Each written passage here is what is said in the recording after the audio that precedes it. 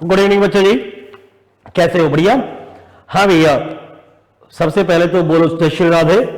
बेटा आज हम आपके एडवांस अकाउंट्स का जो एग्जाम हुआ है उसका एमसीक्यू जो पोर्शन था उसके हम आंसर आपको सजेस्ट कर रहे हैं। ओनली सजेस्टेड आंसर है ये, ठीक है। देखिए हमारे पास जो क्वेश्चंस आए थे वो किस पैटर्न पे थे। पहला जो क्वेश्चन आया था वो कंस्ट्रक्शन का था। दूसरा जो क्वेश्चन था वो आपका किससे रिलेटेड था? आपके अर्निंग से रिलेटेड, कि भैया कि जो AS23 का उसका था। तीसरा जो क्वेश्चन आया था आपका वो जो AS25 का था, ठीक है। और चौथा इसका जो पार्ट था वो था आपका किसका? AS22 का। तो इसके बेस जो आंसर थे वो देखिए। सबसे पहला जो क्वेश्चन था आपका भाई कि जो इन्वेस्टमेंट एम लिमिटेड को जो दिखाना चाहिए अपने कंसोलिडेटेड फाइनेंशियल स्टेटमेंट में वो कितना दिखाना चाहिए। तो देखो 20 लाख का उसने खरीदा था, 1.5 लाख का उसको प्री एक्विजिशन डिविडेंड क्या हो गया मिला था, वो लेस कर दिया। और अपना 7.5 लाख का उसको क्या मिलेगा, उसमें हिस्सेदारी मिलेगी, वो उसको प्री एक्विजिशन से जो रिलेटेड था वो, और उसका पोस्ट एक्विजिशन का हमने जोड़ दिया। तो इसका 26 लाख इसका आंसर आना चाहिए। That's it. उसके बाद सेकंड क्वेश्चन था कि भैया क्वार्टरली जो टैक्स बनता है वो कितना बनना चाहिए। तो एवरेज टैक्स रेट निकाल लेंगे। एवरेज टैक्स रेट कैसे निकालते हैं वो आपको हमने बताया था कि ये सिंपल सा था कि सारी जो क्या है आपकी इनकम निकालिए सारे चारों क्वार्टर की, और उसके ऊपर 5 लाख तक कितना था 30%, और बाकी के 20 लाख पर 40% लगेगा। तो टोटल टैक्स बना अपना 950 पर 950 का एवरेज टैक्स निकल जाएगा 38%। 38% की रेट से आप क्या कर देंगे 8 लाख पर कैलकुलेट कर देंगे, तो 3,04,000 आ जाएगा। तो इसका आंसर आ जाएगा सी। उसके बाद जो defer tax asset defer tax liability था, डेप्शन का जो डिफरेंस था उसका 180 डीटीएल बनेगा, और जो 30,000 रुपए का जो आपका अनअमोटाइज क्या था जो उसने अलाउ नहीं किया था उसका डीटीए बन जाएगा 9,000 का 171। इसका आंसर आएगा that is defer tax liability 171। A answer इसका आ जाएगा। जो तीसरा था वो जो जीएसटी की क्या थी पेनल्टी, वो आपकी क्या हो जाएगी, इग्नोर हो जाएगी, क्योंकि वो परमानेंट डिफरेंस का कारण नहीं। फिर कह रहा है what will be the amount recognized by revenue और टोटल एक्सपेंडिचर। तो AS7 का क्वेश्चन है, तो इसमें कितना आएगा 56 लाख। कैसे 60 लाख की कॉस्ट इनकर्ड की है, total estimated cost 240 multiply by 224 contract revenue है, तो प्रोपोर्शनेट रेवेन्यू मेथड से 56 लाख निकल जाएगा। एक्सपेंसेस कैसे आएंगे, 60 लाख जो इनकर्ड हो गया, और प्रोबेबल लॉस कितने का होगा 240 का कॉस्ट लगेगी और 224 का कॉन्ट्रैक्ट, तो 16 का क्या आ गया इसका लॉस। तो प्रोबेबल लॉस प्लस खर्चे, टोटल कितना खर्चा होगा 76 का खर्चा इसको बुक कर लेना चाहिए। उसके बाद क्या कर रहा है ये, इसके बाद है आपका पांचवा क्वेश्चन आपका किससे रिलेटेड है, AS18 से है। तो AS18 के रिगार्डिंग आपको क्या क्या डिस्क्लोजर देने चाहिए, ट्रांजैक्शन हो, अमाउंट हो, ठीक है, और जो भी आपका उसके साथ संबंध रहा है वो आपको बताना पड़ता है। तो इसका आंसर आएगा सी। ठीक है बेटा जी। Disclosure related partner sale of machinery, loan, manager remuneration, ये वाला सी आंसर इसका आ जाएगा। केस नंबर 2 है, वो जो पहला क्वेश्चन है वो कैश फ्लो से रिगार्डिंग है। कैश फ्लो में इसने 3 क्वेश्चन पूछे थे ऑपरेटिंग एक्टिविटी का। तो ऑपरेटिंग एक्टिविटी कैसे निकालेंगे, जो आपको प्रॉफिट बिफोर टैक्स दे रखा है। 4 लाख का आपका डेप्शन था वो एड ऑन कर दिया, non monetary non cash expenses है। 1.5 लाख का अमोर्टाइज करा था आपने क्या इंटेंजिबल एसेट्स, वो ऐड कर देंगे। 3.7 से आपका क्या ट्रेड रिसीवेबल क्या था बढ़ा था वो लेस कर देंगे, क्योंकि वर्किंग कैपिटल बढ़ गई। 1.6 आपका क्या हो गया इन्वेंट्री बढ़ गई थी वो माइनस कर देंगे। 1.85 से प्लस कर देंगे क्या आपका ट्रेड पेएबल बढ़ गया था वो आपका प्लस हो जाएगा। और 1.35 जो इंटरेस्ट पे किया था वो यहां पर जोड़ देंगे, और 240 का आपने क्या किया था टैक्स पे किया था। तो आफ्टर टैक्स आपका 23 लाख का cash inflow from operating activity आएगा।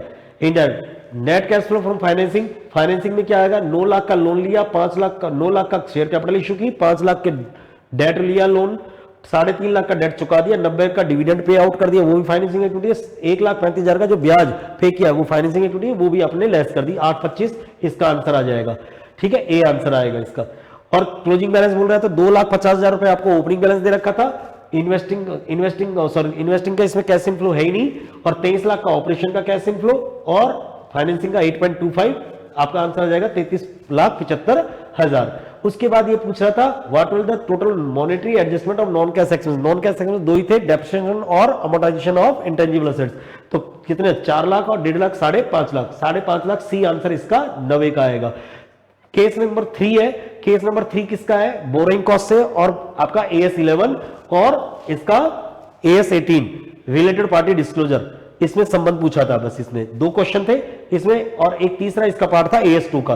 तो इसमें अपन कैसे निकालेंगे, देखो आपको ये 260 रुपए तो आपके पास आ ही रहा है, प्लस क्या और कर देंगे, 15 लाख का फिक्स ओवरहेड है, एक्चुअल प्रोडक्शन कितने का हुआ 120, और नॉर्मल कितनी कैपेसिटी है इसकी 1 lakh, whichever is higher, उसके हिसाब से आपको क्या निकालना चाहिए, फिक्स ओवरहेड पर यूनिट निकालनी चाहिए। तो 12.5 रुपए आएगी ये, ठीक है, 260 प्लस 12.5 272 रुपए 50 पैसे पर यूनिट की कॉस्ट है। हमारे पास 11,000 यूनिट अनसोल्ड है, तो अनसोल्ड का वैल्यूएशन पूछेगा, तो अपन इसको 11,000 मल्टीप्लाई बाय 272.50 से मल्टीप्लाई कर देंगे, ठीक है। फिर ये एक सिनेरियो दे दिया कि भैया AS29 के रिगार्डिंग कि कॉन्टिजेंट लायबिलिटी या फिर लायबिलिटी बनेगी, प्रोविजन कितने का बनाना है, तो इसमें 75,000 रुपए वकील की फीस बताई है इसने, और क्लेम कितने का वहां पर कोर्ट में पेंडिंग चल रहा है हमारा 10 लाख का, क्योंकि 10 लाख का केस कर दिया सामने वाले ने, ठीक है। तो इसको किस तरह से करेंगे अपन, इसका पहला क्वेश्चन पूछा है इसने कि भाई AS11 कितना डील करेगा, तो इसमें कैसे निकालोगे, अपना फॉरेन एक्सचेंज डिफरेंस कितना आया था 5 लाख का, 75 और 80, जो पहले 75 रेट थी अब 80 होगी, तो 5 रुपए पर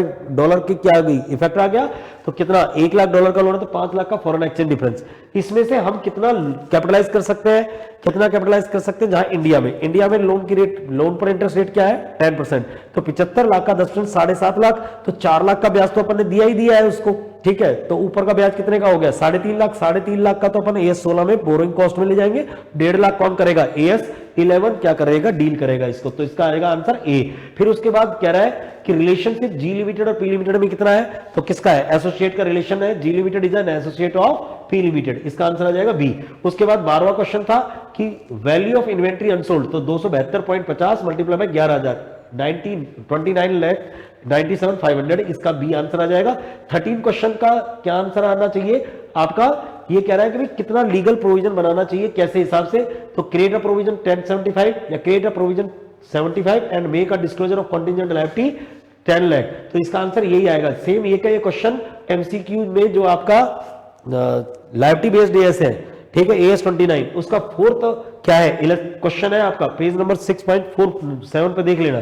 फिर उसके बाद 14 केस है, 14वां question in case of foreign currency borrowing obtained by P Limited, what would be the amount of borrowing cost be recognized during the year ended 31st March 2021 AS16, तो AS16 कितना अलाउ करता है, हमने बताया था भाई फॉरेन लोन के ऊपर ब्याज कितना गया 4 लाख और 5 लाख का फॉरेन एक्सचेंज डिफरेंस, 4 और 5 9, और इंडिया में इंटरेस्ट कितना लगता 75 का लोन पर 7.5 लाख, तो अपन 7.5 लाख रुपए तक क्या कर सकते हैं कैपिटलाइज कर सकते हैं, तो ये 7.5 लाख रुपए इसका आंसर आ जाएगा, सी इसका आंसर आ जाएगा। 15वें का AR limited form to take over assets and liabilities of ABC limited which is then dissolve, जब ABC बंद हो जाएगी तो इसकी असेट और लायबिलिटी को लेकर कौन सी कंपनी बना ली जाएगी AR, तो ये एग्जांपल किसका है एक्सटर्नल रिकंस्ट्रक्शन का एग्जांपल है, इसका आंसर आ जाएगा सी, 15वें का सी। ठीक है बेटा, ये इसके आंसर है। तो आपको एक बात और ध्यान रखनी है, सुनो, अब जो एग्जाम हो गया वो हो गया, अब नेक्स्ट एग्जाम की पूरे शांत मन से और ठंडे दिमाग से तैयारी करो, और नेक्स्ट एग्जाम जो है पूरा अच्छा जाएगा, टेंशन ना ले। ये जो एग्जाम हो गया कूल रहो, और जो भी इसका जो आगे के जो हमारे जो आपके सब्जेक्ट के एग्जाम होंगे उसके आपके वीडियो आपको एमसीक्यू के सॉल्यूशन मिलते रहेंगे। आप हमारे चैनल को सब्सक्राइब करके रखिए, ठीक है, बेल आइकन दबा के रखिए, और आपको तन्मयता से अब तैयारी करो, इसके ऊपर ज्यादा टाइम वेस्ट करने की जरूरत नहीं। मेरा कैसा पेपर हो गया, क्या हो गया, ठीक जो हो गया वो बढ़िया हो गया। आज के लिए इतना ही, बाकी की चर्चा करेंगे नेक्स्ट आपके एग्जाम के टाइम पे जो आपका अगला पेपर होगा। आज के लिए इतना ही, बाय बाय, टेक केयर।